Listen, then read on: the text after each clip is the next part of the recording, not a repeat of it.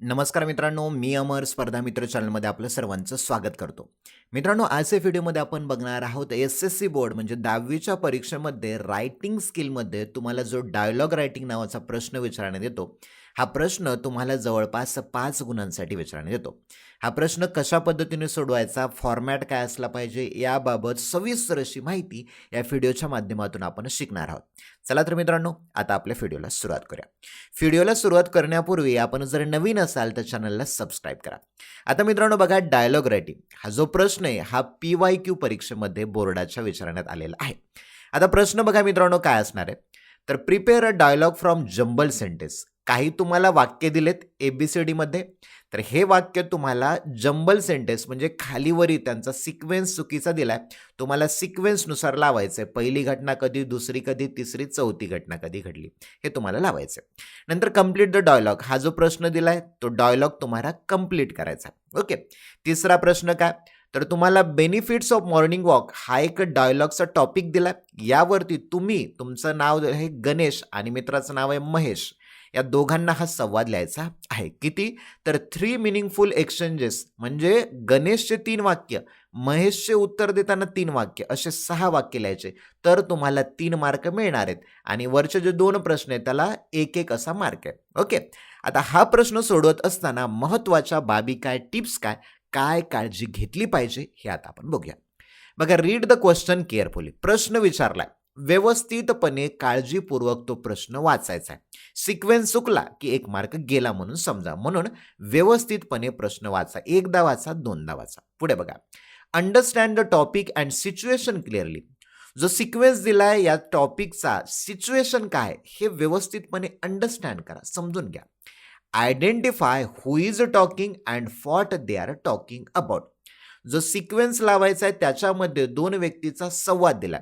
मग तुम्हाला आयडेंटिफाय करायचंय, शोधायचंय हु इज टॉकिंग, कोण बोलत आहे, and what they are talking about, आणि कशाबद्दल बोलत आहे. सिक्वेन्स शोधायचा. दुसरं बघा, use a proper format. Dialogue writing 3 मार्काचा प्रश्न सोडायचा तुम्हाला, खाली दिलेला आहे की नाही, डायलॉग बनवा, तो वाला. तर write the name of the speaker first. आता त्याच्यामध्ये गणेश आणि महेश, तर त्याचं नाव लिहा आणि नंतर कॉलन, असे 2 टिंब त्याला तुम्हाला द्यायचे. Start each new dialogue on a new line.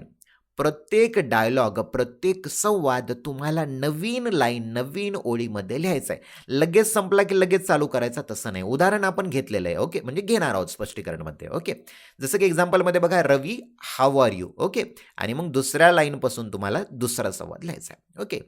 Keep sentences short and simple. जे तुमचं सेंटेन्स आहे, वाक्य आहे, तुम्हाला शॉर्टमध्ये लिहायचे आणि सिम्पल, सोप्या पद्धतीने लिहायचे. Use easy words and clear meaning. सोपे शब्द वापरा आणि वाक्याचा क्लिअर मिनिंग, स्पष्टपणे त्याचा अर्थ समजला पाहिजे. Avoid long and confusing sentence. लांबलचक आणि कन्फ्यूज करणारे वाक्य शक्यतो लिहायचं टाळा, अवॉइड करा.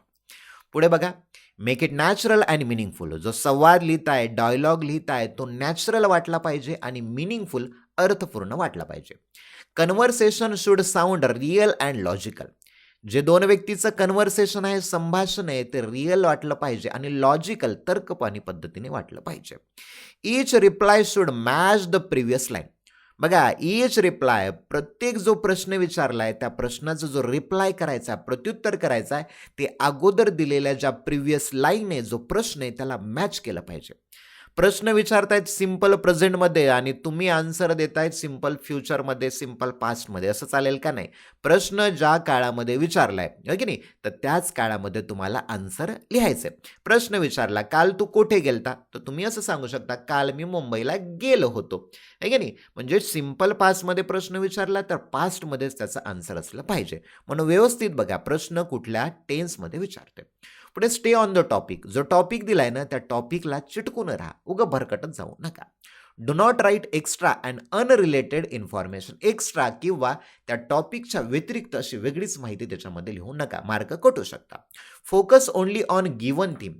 जी थीम दिली तुम्हाला प्रश्न लिहिताना, त्या थीमवरती फोकस करा. Write correct number of exchanges. आता प्रश्न काय, तर 3 एक्सचेंजेस लिहायचं तुम्हाला. Okay, 3 proper question answer.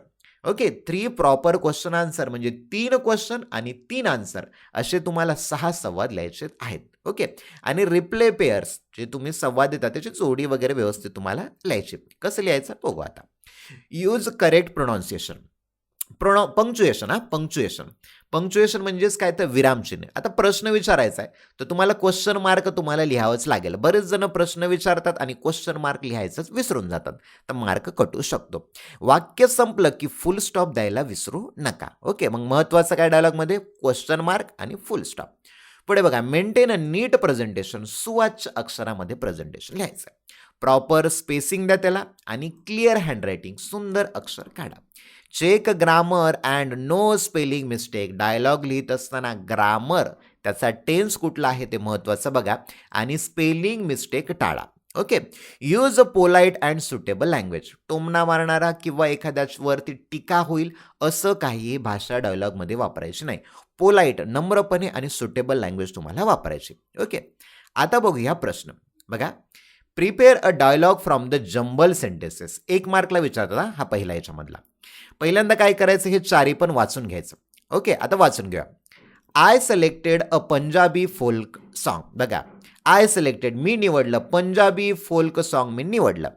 दुसरं काय म्हणतो, have you participated in any cultural event. तू कुठल्या एखाद्या कल्चरल इव्हेंट सांस्कृतिक कार्यक्रमामध्ये सहभागी झालास का. C, which song did you select. तू कोणतं गाणं सिलेक्ट केलं. आणि डी म्हणतो, yes I have participated in a group dance event. हो, मी एका ग्रुप डान्सच्या इव्हेंटमध्ये सहभागी झालेलो आहे.